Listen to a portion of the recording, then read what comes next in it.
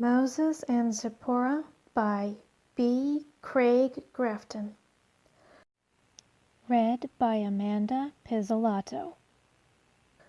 "Oh, Moses, Moses, what are we going to do? I'm pregnant!" cried Zipporah as she ran into the arms of the man she loved, the man whose 1-month-old child she now carried in her womb.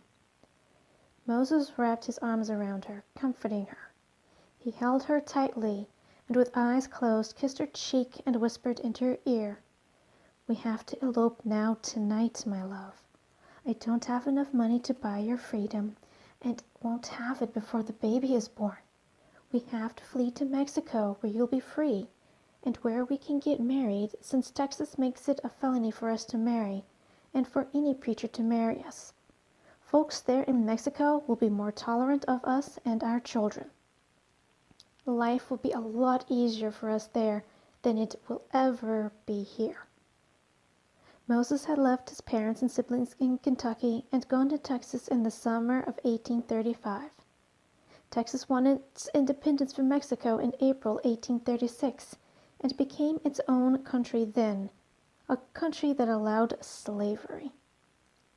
Before that, when Texas was part of Mexico, slavery was against the law. But the Americans settling there paid no attention, and Mexico did nothing about it. Though Texas had recently been annexed to the United States this March of 1845, both Moses and Zipporah knew that when Texas officially became a state, which would be sometime soon, nothing would change. Their marriage would still be against the law. They had to leave. Zipporah hugged him tight and said, "Yes, tonight. But first I must tell Papa of our plans. He knows about you, but I don't think he knows that I'm pregnant."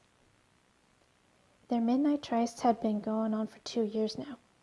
They could not give each other up for any reason. Their bond was too strong. They would plod ahead, a typical young couple in love, typical except that he was free, white, and 21, and she was black and a slave. "I will go with you to ask your father's blessing," said Moses. "It is the right thing to do." Zipporah's father was Jethro. He was a little man, old before his time. Slavery had sucked the life out of him.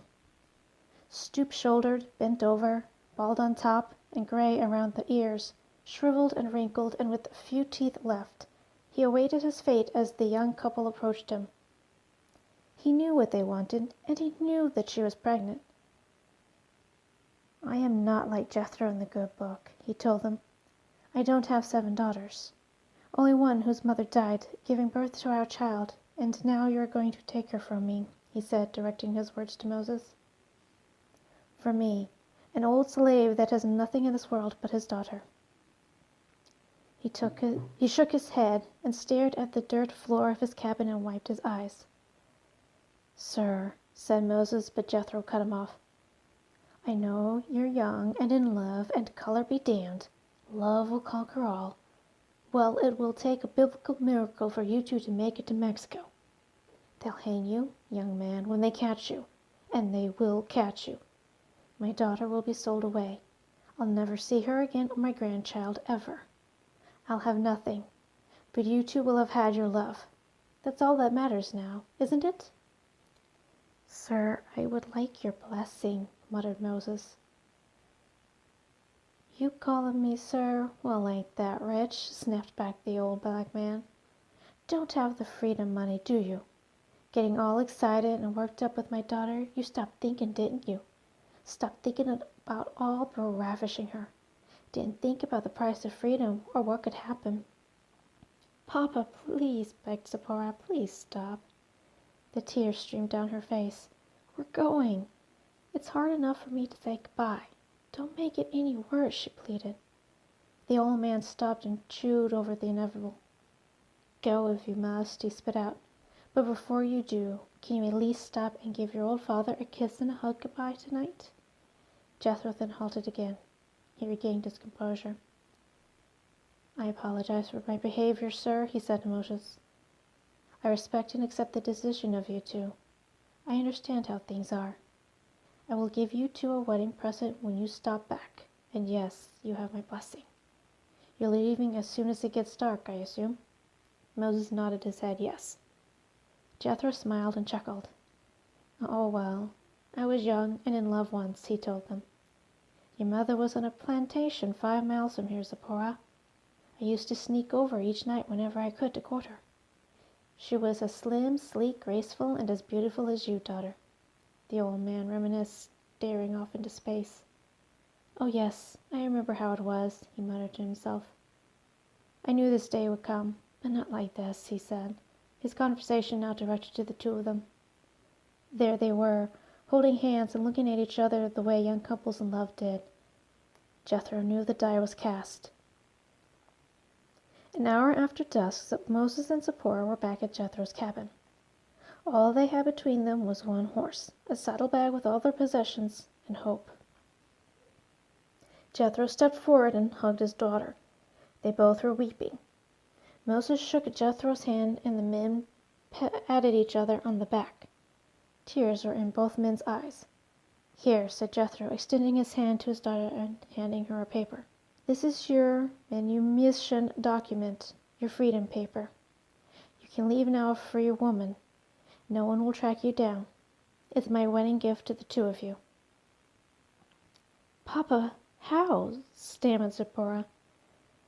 "I have been saving for my odd jobs Master let me do for some of the neighbors the past years. I was hoping to save enough to buy both our freedoms, but I'm too feeble to work any more, and things have changed now. Had enough to buy yours, and I went to Master after I talked to you two earlier, and we agreed on a price." "Here," she said to Moses, handing him the paper. "Read it, please." Moses scrutinized the document and said, "Yes, it says you're a free woman of color, Zipporah." Then turning to Jethro, he said, "Thank you. I will pay you back as soon as I can." "No, you won't. I said it's a wedding gift, not a loan," he barked back. "But you can come back to visit me as soon as you're able to travel with my grandchild. And you can write. Master said he'd read me any letters you send me." For some time they all stood there crying tears of sadness and tears of joy. Moses and Zipporah journeyed to Mexico, were married, and settled just a little south of the Rio Grande. Their son Eliezer was born on November 29th, 1845, 1 month before Texas became a state. That spring they discreetly traveled back to show Jethro his only grandchild. This time they cried again, but this time they all cried joyful tears, tears of gratitude.